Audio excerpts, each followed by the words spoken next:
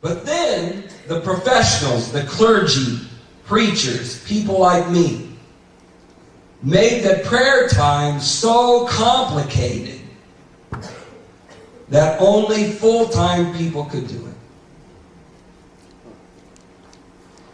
See, they made it to where you had to have like 3 scriptures, 3 prayers, had to be memorized. You had to do it the same way every time. And what it became was that normal people couldn't do it anymore because normal people couldn't read.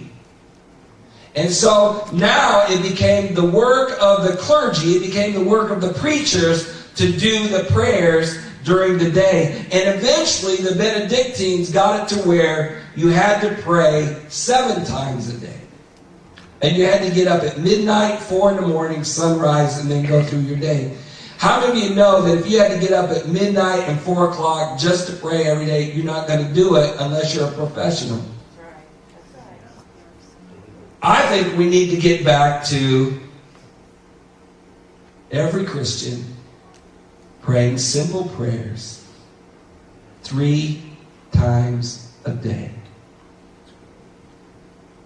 I'm almost done. In his book, The Manifest Presence, by Jack Hayford, he's the president of Foursquare International. He tells the story of a trip that he made to Europe. It's very similar to the trips that I've had when I've gone to Israel. And he was flying, and he wasn't really able to sleep, but he was trying to sleep. And right at dawn, he opened his eyes to see a Muslim man finding one of those places, there by where they're preparing the food, and they've got a little space there. And this Muslim man brought his prayer rug out. And he was trying to figure out from watching the GPS, because all the international flights have GPS, he was trying to figure out in what direction to put his prayer rug out so that he could pray to Mecca. And so, as he got situated, he began to make his prayers towards Mecca. But on the other side of the plane, he noticed that there was another man.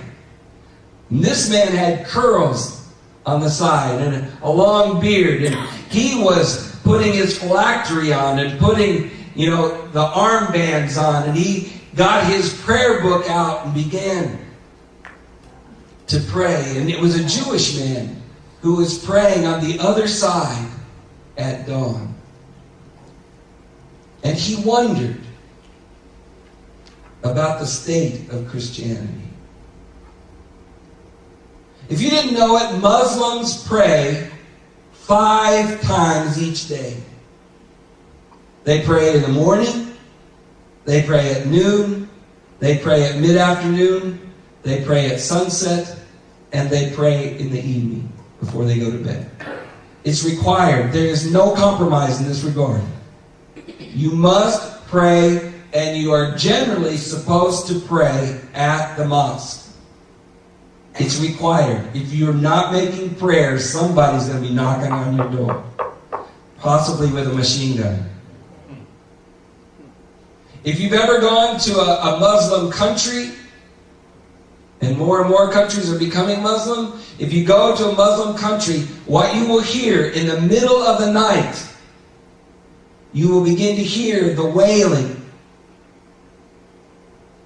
of the clergy calling the faithful to prayer. There's no compromise in this regard. The Jews pray 3 times each day. Even though they don't know Jesus, God continues to protect them. God continues to bring his people from all of the countries of the world. Why? Because the Jews pray 3 times a day. Now listen to these last 2 statements. If 1 billion people bow down and worship 5 times a day to a demon moon god? Do we wonder why that devil has so much power in the world today? 1 billion people are bowing their heads, bowing their knees to a demon moon god. And we are seeing the effects of that worship in the world today. Is there any wonder what kind of power would be released in the earth if the redeemed of the Lord would bow down in worship to the one true God in a disciplined and true